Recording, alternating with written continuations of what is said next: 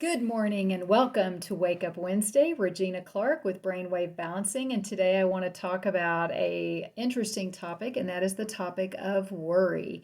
And the old saying goes, there worry is like a rocking chair. It gives you something to do, but it doesn't get you anywhere. And I think that's pretty fantastic because some people wear worry like a badge of honor. It's a very self-righteous thing. It's like, oh, but I'm so worried about you.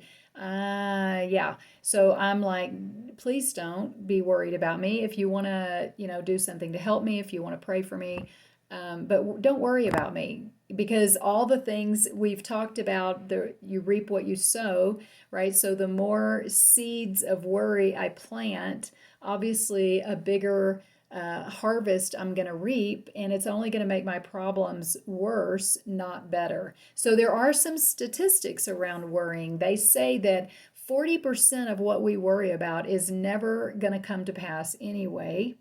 30% of what we worry about is something that's already happened. It's in the past, it's over, and I can't do anything about it.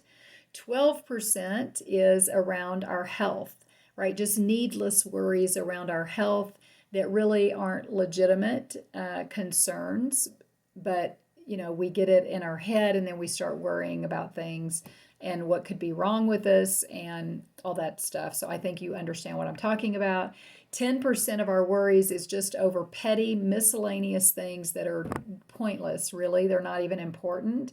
And that leaves at the end of the day a whopping 8% of our worries are actually something that is worth merit. 8% is not very much.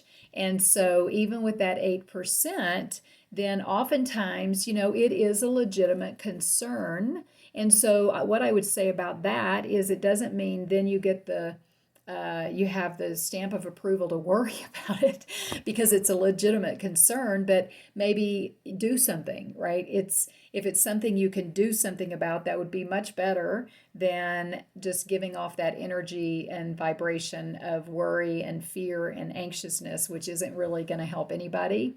And the other thing is sometimes there are things that are of legitimate concern, but they're not really in your sphere of influence, or maybe there isn't anything you can do about the situation. And in those cases, I say that's the time we have to let go. We have to breathe, we have to relax, surrender. However, that works for you, to a power greater than yourself, to a higher power. Cast all your care on Him, for He cares for you. Be anxious for nothing, but with everything, with prayer and supplication, make your requests known to God. There's a lot of things we can do that are a whole lot better than stacking up on the worry chart. And so that's my advice for us this day is to pay attention, think about what we're thinking about, catch ourselves if we're just spinning our wheels over things that really don't matter or that we can't control. And until I see you next week, take care of that beautiful brain of yours and be your best worry-free self that you can be.